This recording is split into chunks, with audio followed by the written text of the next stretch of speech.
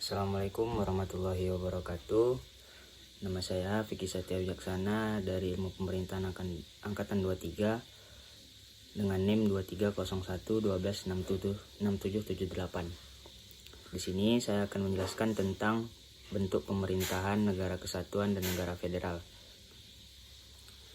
Sebelumnya kita harus tahu dulu apa itu bentuk pemerintahan. Bentuk pemerintahan adalah sistem yang mengatur sebuah negara berdasarkan dengan menetapkan siapa pemimpinnya berdasarkan undang-undang.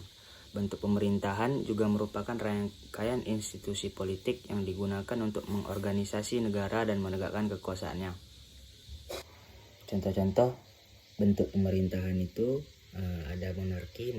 Monarki itu ada dua, yaitu monarki absolut dan monarki konstitusional. Dan yang kedua ada demokrasi. Demokrasi itu ada dua juga, yaitu demokrasi langsung dan demokrasi perwakilan. Yang ketiga ada kesatuan, yang keempat ada federal. Nah, di sini saya akan menjelaskan tentang negara kesatuan. Negara kesatuan adalah bentuk negara yang memiliki sistem pemerintahan tunggal, yang mana keseluruhan kekuasaan negara berada di tangan pemerintahan pusat. Semua institusi pemerintahan daerah berada di bawah kontrol pemerintahan pusat, baik secara langsung maupun melalui pengawasan yang ketat. Dalam praktiknya, negara kesatuan dapat menjadi dua bentuk, yaitu sentralisasi dan desentralisasi. Dalam sistem sentralisasi, pemerintahan pusat memiliki kendali penuh atas seluruh aspek pemerintahan, termasuk administrasi daerah. Sebaliknya, dalam sistem desentralisasi, pemerintahan pusat memberikan wewenang tertentu kepada pemerintahan lokal dalam mengurusi urusan lokal. Meskipun otoritas tertinggi berada di tangan pemerintahan pusat, menurut pandangan Afgan Ghaffar dan kawan-kawan, pilihan negara kesatuan sebagai bentuk negara merupakan pilihan yang tepat ketimbang yang federalistik, yang mana memerlukan persyaratan tertentu untuk mewujudkan dalam kehidupan sebuah negara.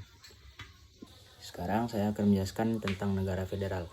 Negara federal itu adalah negara yang memiliki pembagian kekuasaan antara pemerintahan pusat dan negara bagian. Negara federal juga dikenal sebagai negara serikat. Kata federal berasal dari bahasa Latin, yaitu fodus, yang berarti perjanjian. Kata ini menggambarkan ikatan perjanjian di antara negara-negara bagian untuk melakukan kerjasama dalam rangka melakukan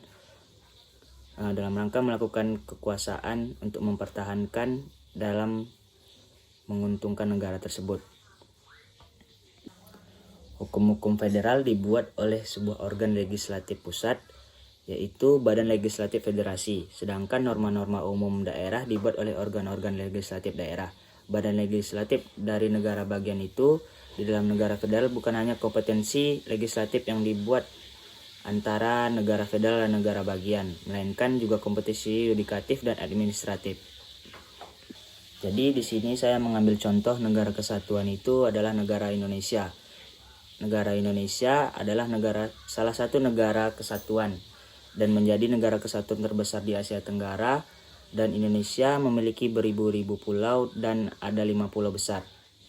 Sesuai dengan Undang-Undang 1945 Pasal 1 Ayat 1 yang berbunyi, negara Indonesia adalah negara kesatuan yang berbentuk republik, yang dibagi menjadi daerah-daerah provinsi. Daerah provinsi ini memiliki setiap kota dan setiap kabupaten. Dan setiap kota dan setiap kabupaten itu mengatur dan mengurus sendiri tugas pemerintahan dan asas otonomi untuk menjalankan suatu pemerintahan dan tugas pembantuan. Pemerintah daerah menjalankan otonomi seluas-luasnya kecuali urusan pemerintahan yang di undang-undang ditentukan sebagai urusan pemerintahan pusat.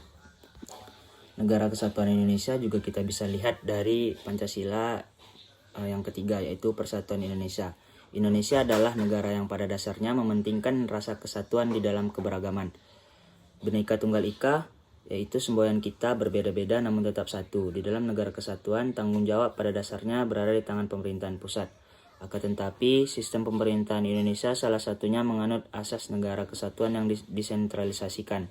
Maka ada tugas-tugas tertentu yang diurus sendiri sehingga menimbulkan hubungan timbal balik yang melahirkan adanya hubungan kewenangan dan pengawasan.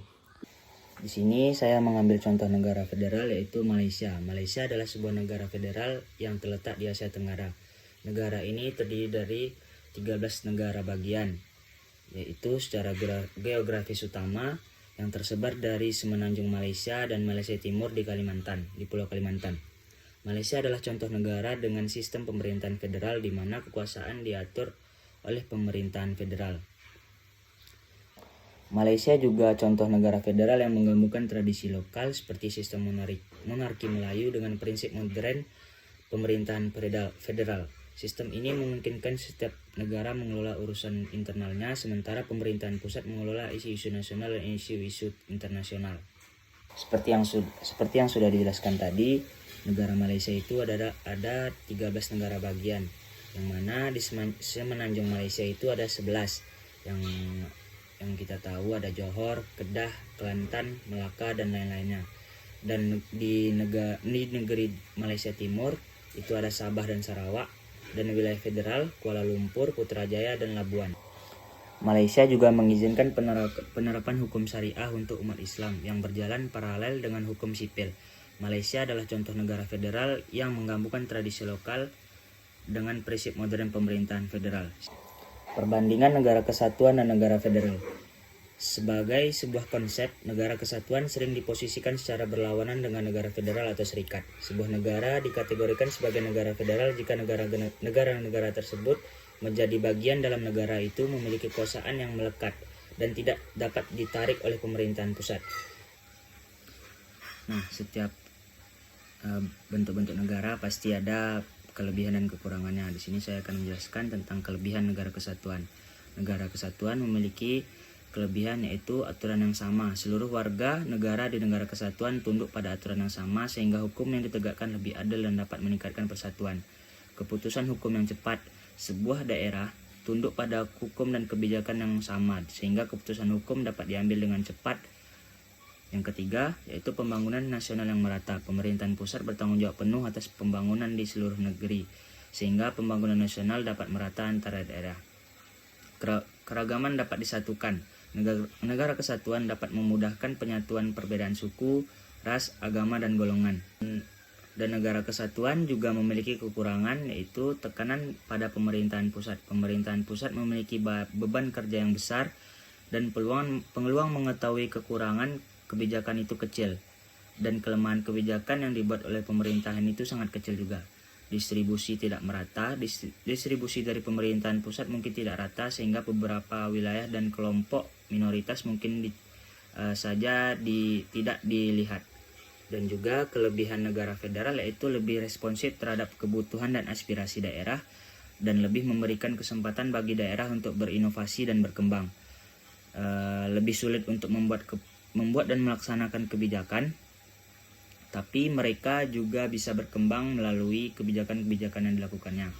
Kekurangan negara federal yaitu pasti banyak potensi munculnya raja-raja kecil di daerah yang tidak tersentuh oleh wilayah pusat. Yang kedua, tidak terjamin kualitas dari tokoh nasional. Dan yang ketiga, pemilihan jabatan yang dilakukan berkali-kali menyebabkan biaya demokrasi menjadi mahal. Baiklah, itu saja yang dapat saya sampaikan. Lebih dan kurang saya mohon maaf. Wabillahi taufik wal hidayah. Assalamualaikum warahmatullahi wabarakatuh.